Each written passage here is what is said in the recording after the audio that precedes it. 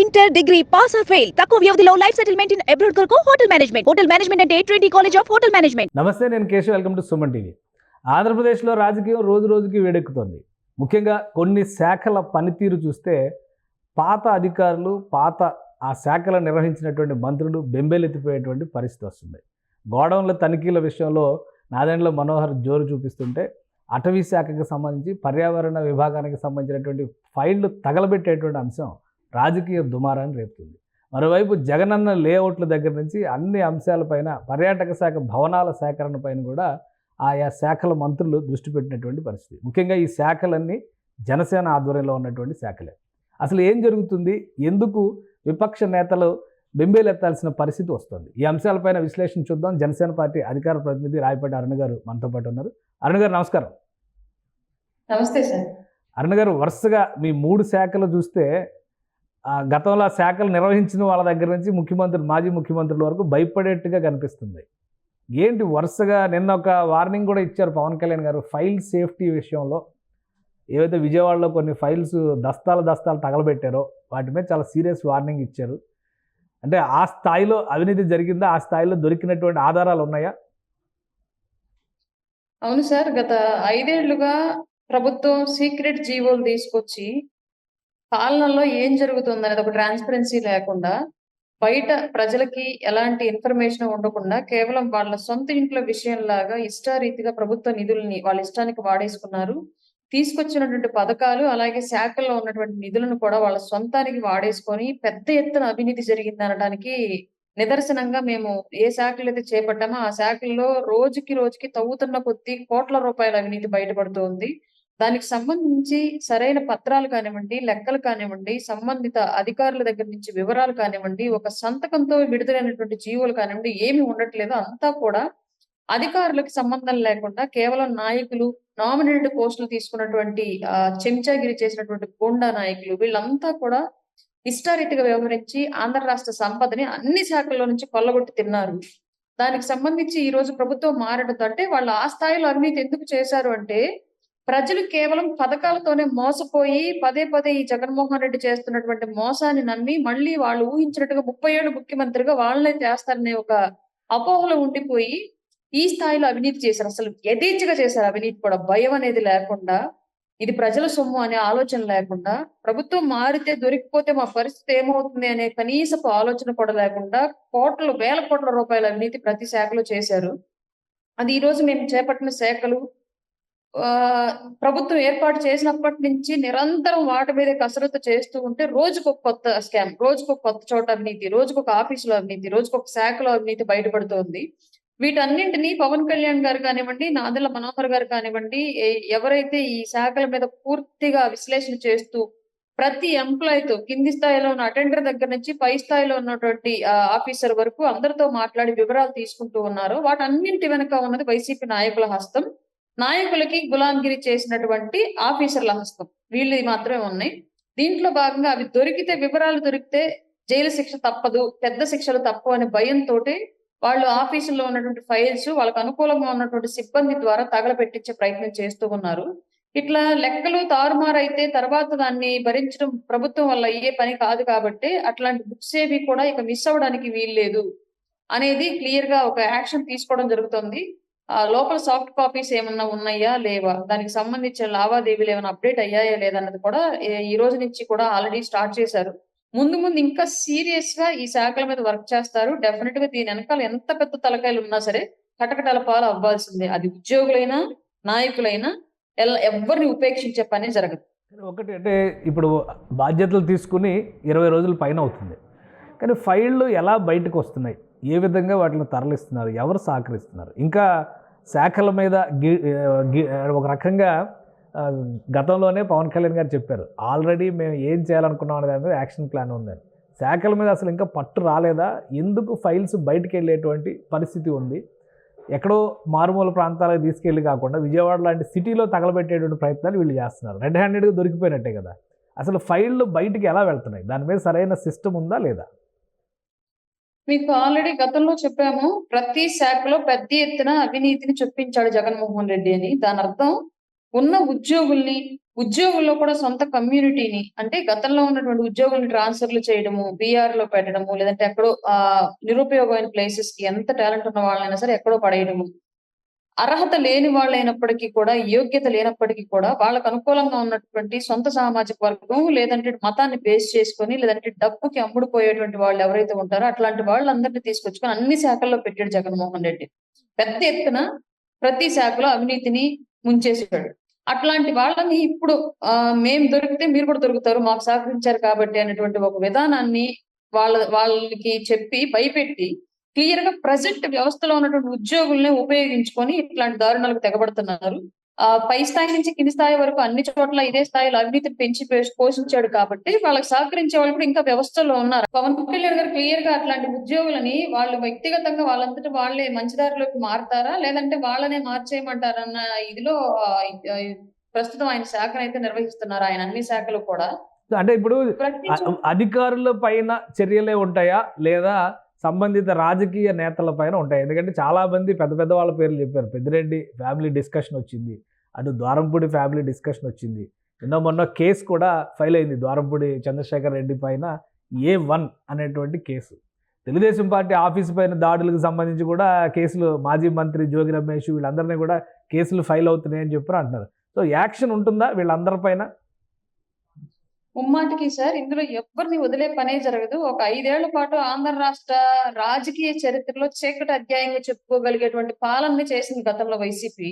ఆ చీకటి పాలనలో జరిగినటువంటి అన్ని దాడులు, అన్ని దౌర్జన్యాలు, అన్ని అవినీతి కార్యక్రమాలు, అన్ని స్కామ్లను కూడా ఖచ్చితంగా వెలుగులోకి తెస్తాం. ప్రతి ఒక్కరికి శిక్ష వేసే తీరుతాం. అందులో ఎవరున్నా మాకు ఎట్లాంటి అభ్యంతరం లేదు. ఈవెన్ ఇప్పుడు పార్టీ మారినటువంటి నాయకులు ఉన్నప్పటికీ కూడా ఎవరిని ఉపేక్షించే పని అయితే జరగదు. అందులో చాలా మంది ఆ కేసుల నుంచి, ఆ అవినీతి కేసుల నుంచి తప్పించుకోవడానికి కండువాలు మార్చుకునే పనుల్లో ఉన్నారు చాలా వరకు. కండువాలు మార్చుకున్నప్పటికీ కూడా అవినీతిలో వాళ్ళ హస్తం అంటూ ఉంటే, దాడుల్లో వాళ్ళ హస్తం అంటూ ఉంటే ఎవరిని వదిలే పనే జరగదు. ఇందులో ఎట్లాంటి సందేహము అవసరం లేదు. ఏంటి ద్వారంపూడి చంద్రశేఖర్ రెడ్డి పరిస్థితి ఏంటి? A1 పెట్టారు ఆల్రెడీ. మొన్న ఏదో స్థలం కూల్చివేత విషయంలో ఆయన అడ్డుకున్నారు అనేటువంటిది రీజన్. గతంలో కూడా పవన్ కళ్యాణ్ గారు చాలాసార్లు ఆయన కుటుంబ అవినీతి మీద సవాళ్లు విసిరారు. ఇప్పుడు మనోహర్ గారు ఏకంగా 7 గోడౌన్లు సీజ్ చేయాలని ఆదేశాలు ఇచ్చినట్టుగా సమాచారం వస్తుంది. ద్వారంపూడి ఫ్యామిలీ పరిస్థితి ఏంటి?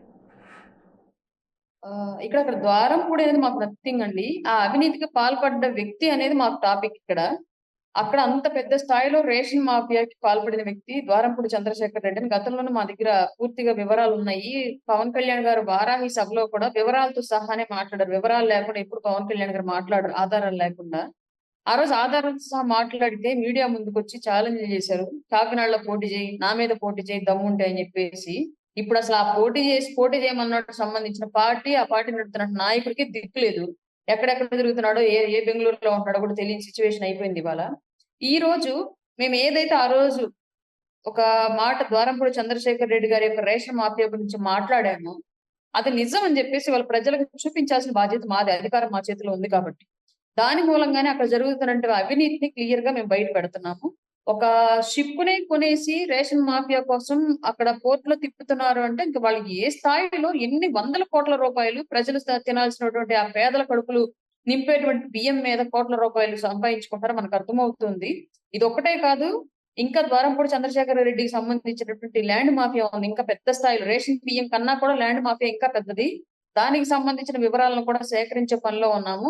అది బయటపడిన మరుక్షణం కూడా ద్వారంపూడి చంద్రశేఖర్ రెడ్డి కని విని ఎరుగని స్థాయిలో ప్రభుత్వం ద్వారా శిక్షించబడతాడు. ఇందులో ఎలాంటి సందేహం అక్కర్లేదు. అట్లాగే అక్రమ కట్టడాలు అనేవి గతంలో వీళ్ళు చిన్నపాటి ఎంప్లాయ్ ఎవరన్నా జస్ట్ రోడ్డు మీదకి ఒక షాప్ పెట్టుకొని రోడ్డు మీదకి చిన్న మెట్లు జరిగితే మున్సిపాలిటీ నిబంధనలు ఉల్లంఘించారని కూల్చేశారండి వీళ్ళు, ఈ వైసీపీ ప్రభుత్వం. అట్లాంటిది ఏకంగా ఫ్లోర్లు అనుమతులు లేకుండా, ప్రభుత్వం ప్లానింగ్ లేకుండా ఇష్టారీతిగా ఎవరి స్థలాల్లోనో గవర్నమెంట్ స్థలాలను ఇష్టారీతిగా కట్టేశారు. ఆయనకు సంబంధం లేని స్థలం అయినప్పుడు ఆయన ఎందుకు వెళ్ళాడంటే నాకు సంబంధం లేదు అంటాడు. ఆయనకు సంబంధం లేని స్థలం, ఆయనకు సంబంధం లేని బిల్డింగ్ అయితే ద్వారంపూడి చంద్రశేఖర్ రెడ్డి గతంలో ఒక మంత్రి, గతంలో ఒక ఎమ్మెల్యే, వైసీపీ పార్టీకి ఒక పెద్ద తలకాయి, వైఎస్ఆర్ దగ్గర నుంచి ఆ రాజకీయ ఫ్యామిలీకి ఒక కుడిభుజంగా వ్యవహరించిన వ్యక్తి, రాష్ట్ర వ్యాప్తంగా జగన్మోహన్ రెడ్డి పేరు మీద ఉన్నటువంటి ఎన్నో వేల కోట్ల బినామీ ఆస్తులకి ఒక బినామీ. అట్లాంటి వ్యక్తి ఆఫ్టర్ ఒక బిల్డింగ్ లో కొంత భాగం కూల్చుతుంటే వెళ్ళాడు అంటే ఇతనికి సంబంధం లేకపోతే వెళ్ళడు. ఇతనికి సంబంధించిన బిల్డింగ్ కాబట్టి వెళ్ళాడు. ఇతని బినామీ పేరు మీద కడుతున్న బిల్డింగ్ కాబట్టి వెళ్ళాడు. అక్కడ జరిగిన దానికి సంబంధించి ప్రభుత్వ అధికారులు చేస్తున్నటువంటి డ్యూటీకి ఆటంకం కలిగించాడన్నటువంటి ఒకే ఒక్క సెక్షన్ కింద అతని మీద మేమేం అరాచకంగా ఏం పెట్టలేదు. అక్కడ ఏమైతే జరిగిందో, ఏదైతే చూసామో దానికి సంబంధించిన సెక్షన్ ప్రకారమే కట్టారు.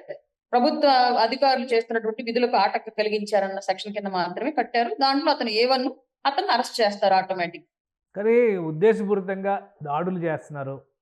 కూటమి నాయకులు జగన్మోహన్ రెడ్డి గారు నెల్లూరు పర్యటనలో చాలా స్పష్టంగా చెప్పారు, కూటమి పాలన చాలా దారుణంగా ఉంది, అన్ని రోజులు మీవి కావు అని ఒక వార్నింగ్. అంటే ఆయన వార్నింగ్ అనే చెప్పారు, నేనేం అడగడం లేదు, వార్నింగ్ ఇస్తున్నారు మీ పద్ధతి మార్చుకోకపోతే అని అంటున్నారు. మరి ఆ వార్నింగ్కి మీ సమాధానం ఏంటి? అంటే ఏం చేస్తారండి? అధికారంలో ఉన్నప్పుడు ఆయనే బెదిరించేసి, ప్రతిపక్షంలో ఉన్నప్పుడు ఆయనే బెదిరించేసి మేము గాజులు తొడుక్కు కూర్చున్నాం ఇక్కడ. మరి ఆయన ఏదో బెదిరింపులు చేస్తా ఉంటే మమ్మల్ని జగన్మోహన్ రెడ్డి గారు. జగన్మోహన్ రెడ్డి గారికి తెలియాల్సింది ఏంటి అంటే, ప్రజాస్వామ్యంలో ప్రజలే రాజులు, జగన్మోహన్ రెడ్డి కాదు రాజు ఇక్కడ. అప్పుడు ఆయన హుకుం జారీ చేసి, ఇప్పుడు కూడా ఆయన హుకుం జారీ చేసి, ఆల్రెడీ రాజులైన ప్రజలు హుకుం జారీ చేసి అతనికి ప్రతిపక్షం కూడా లేకుండా ఎక్కడో మూల పెద్ద మనిషి స్థానంగా నువ్వు ఇక్కడ కూర్చో, నీ వల్ల కాదు నీ పాలన, వాళ్ళు చేస్తుంటారు నువ్వు చూస్తా ఉండని చెప్పేసి ఒక మూలకు అతను పరిమితం చేశారు. ఇప్పుడు కూడా దాన్ని ఐడెంటిఫై చేసుకోలేక రాష్ట్ర నలుమూలలో ఉన్నటువంటి ప్యాలెస్ చూసుకొని, దేశంలో ఉన్నటువంటి అన్ని ప్రధాన నగరాల్లో ఉన్నటువంటి ఆస్తులను చూసుకొని, ఆ ఆస్తులు నా సొంతం, శాశ్వత ఆస్తులు ఉంటే ఆంధ్ర రాష్ట్రం నా చేతిలో ఉంటుంది అన్నట్లుగా కనుక విర్రవీగితే 32 కేసులే కావాలి ఇప్పటి వరకు ఉంది. అంతకు మించినవి కూడా ఇప్పుడు తవ్వుతున్నాం కాబట్టి అవన్నీ కూడా ఆయన మీదకు చుట్టుకున్నాయి. వీటన్నిటిని తీసుకెళ్ళి ఆయన మీద మేము ఏం చెయ్యం, చట్టానికి అప్పచెప్తాం, ఇదిగో కేసులు, దీని ప్రకారం మీరు ఏం చేస్తారు చెయ్యండి అని చెప్పేసి చట్టానికి అప్పచెప్తాం. కానీ ఇవన్నీ కక్ష సాధింపు కిందకే వస్తాయి. జగన్మోహన్ రెడ్డి గారు చేసినటువంటి ఆరోపణ కక్ష సాధింపు కిందకే వస్తాయి. పిన్నెల్లి రామకృష్ణారెడ్డిని కూడా కక్ష సాధింపులో భాగంగానే అరెస్ట్ చేశారు. ఇప్పుడు మీరు A1లు పెట్టినా A2లు పెట్టినా కక్ష సాధింపులో భాగంగానే చేశారు. ఆల్రెడీ పులివెందుల్లో కూడా మొన్న ఏదో 4 స్టార్ హోటల్ కడుతున్నారు, దాన్ని టూరిజం డిపార్ట్మెంట్ కొందరు కందుల దుర్గేష్ గారు ఒక స్టేట్మెంట్ ఇచ్చారు. అలాగే మెగా లేఅవుట్ 8,000 ఫ్లాట్లకు సంబంధించి నిర్మాణం ఏదో ప్రారంభించారు, అందులో కూడా లబ్ధిదారుల విషయంలో అవకతవకలు జరిగినాయని మళ్ళీ ఇంకో కొత్త విషయం ఇవాళ తెర మీదకి వచ్చింది. ఇవన్నీ కక్ష సాధింపులో భాగంగా జరుగుతున్నాయా?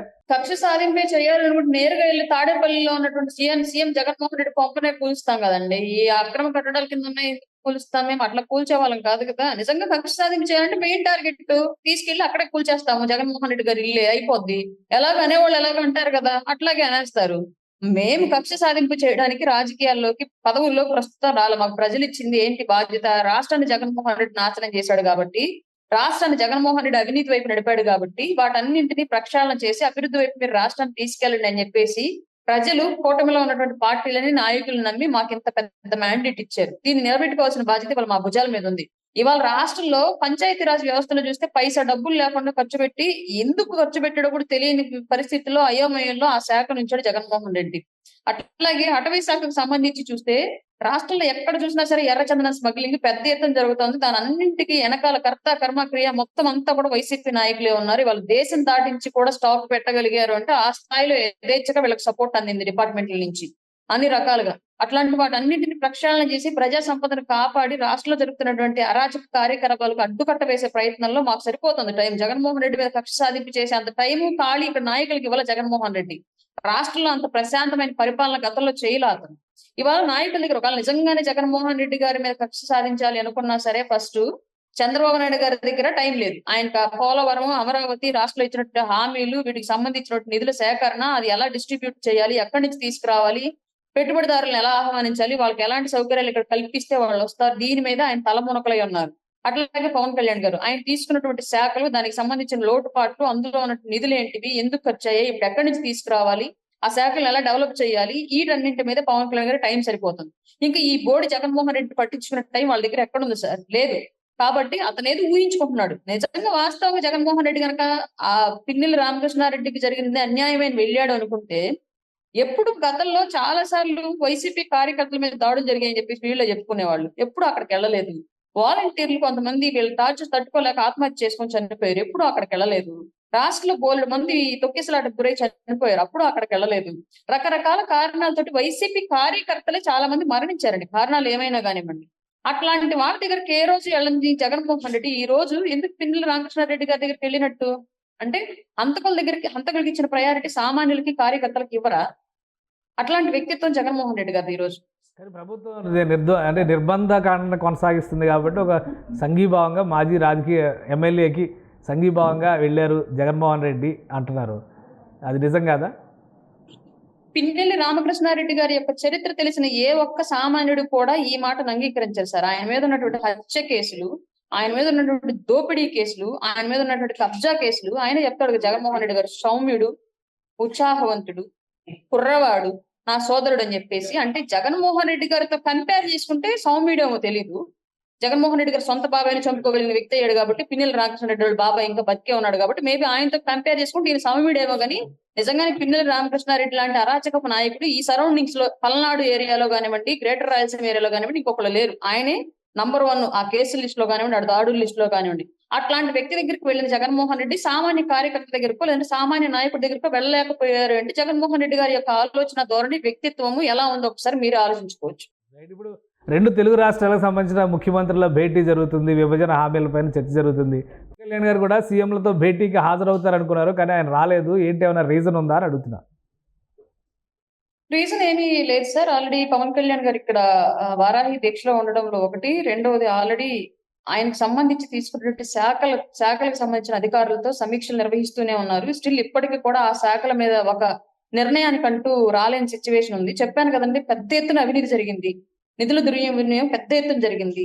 అసలు ఉద్యోగుల్లో కూడా అవకతవకలు పెద్ద ఎత్తున ఉన్నాయి. వీటన్నింటినీ సరిచేయాల్సిన బాధ్యత ఆయన మీద ఉంది కాబట్టి, పైగా ఆయన తీసుకున్నదన్నీ కూడా గ్రామీణ ప్రాంతాల్లో ఉన్న ప్రజలకు ముడిపడి ఉన్నటువంటి శాఖలు కాబట్టి సామాన్యుడికి ఏ విధంగా మంచి చేయగలనన్న దాని మీద ఆయన పెద్ద ఎత్తున కసరత్తు చేస్తూ ఉన్నారు కాబట్టి ఆ బిజీలో ఉండిపోయి మాత్రం ఆయన వెళ్ళలేకపోయారు అంతే.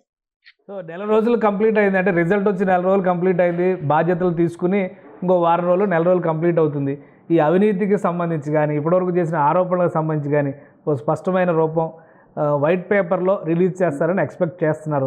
కేవలం 2టికి మాత్రమే క్లారిటీ వచ్చింది. మిగతా వాటి పరిస్థితి ఏంటి, ఎప్పటిలోగా ఇవ్వచ్చు క్లారిటీ? డెఫినెట్ గా సార్, వాటి మీద పూర్తిగా అవగాహన అనేది ఏర్పరచుకున్న తర్వాత శాఖల్లో ఉన్నటువంటి ప్రతి ఒక్కళ్ళని దానికి సంబంధించి మాట్లాడిన తర్వాత, అంటే తర్వాత వన్స్ శ్వేతపత్రం రిలీజ్ చేసిన తర్వాత పూర్తిగా అది నిజమనేలాగే ఉండాలి తప్ప ఎట్టి పరిస్థితుల్లో కూడా దాంట్లో మళ్ళీ ఇది అవినీతి తప్పు అని చెప్పేసి ఎవరు క్వశ్చన్ చేయడానికి వీలు ఉండకూడదు. 100% ట్రాన్స్పరెంట్ గా ఆ శ్వేతపత్రం రిలీజ్ చేయాలని చెప్పేసి ఆ శాఖల్లో ఏ నుంచి చెడ్డ వరకు కంప్లీట్ గా అవగాహన పెంచుకొని ప్రతి చోట ఇన్వెస్టిగేషన్ చేసి మరి దాన్ని సిద్ధం చేస్తూ ఉన్నారు. తొందరలో ప్రతి శాఖ మీద కూడా జరిగినటువంటి అవినీతి అన్నింటికి సంబంధించినటువంటి అంశాలతో ప్రతి శాఖ మీద శ్వేతపత్రం రిలీజ్ చేసి జగన్ గవర్నమెంట్ గత 5 ఏళ్లలో ఎట్లాంటి దాడులకు, ఎట్లాంటి అసాంఘిక కార్యకలాపాలకు, ఎలాంటి అవినీతికి పాల్పడింది అనేది పూర్తిగా ప్రజల ముందైతే ఉంచుతామండి. రైట్, థ్యాంక్ యూ అరుణ గారు మీ అభిప్రాయాలు తెలియజేసినందుకు. ఇది జనసేన పార్టీకి సంబంధించినటువంటి 3 శాఖల విషయంలో మంత్రులు సీరియస్గా ఉన్నారు. అలానే శ్వేతపత్రం రెడీ చేసేటువంటి బిజీలో పవన్ కళ్యాణ్ ఉన్నారు. ఎందుకంటే అవినీతికి సంబంధించి అనేక అంశాలు ఇందులో ముడిపడి ఉన్నాయి. అధికారుల దగ్గర నుంచి అప్పటి వైసీపీ నేతల వరకు అందరి సంబంధాలు కూడా ఇందులో ఉన్నటువంటి పరిస్థితి ఉంది కాబట్టి ఒక క్లారిటీ ఇస్తారు. అతి త్వరలోనే దీనికి సంబంధించినటువంటి full fledged white paper release చేయడానికి ఏర్పాట్లు జరుగుతున్నట్టుగా రాయబడ్డ అరుణ గారు చెప్తున్నారు. ఇది special discussion. Keep watching. Suman టీవీలో మీ పర్సనల్ అండ్ బిజినెస్ ప్రమోషన్స్ కోసం కింది నెంబర్కి కాంటాక్ట్ చేయండి.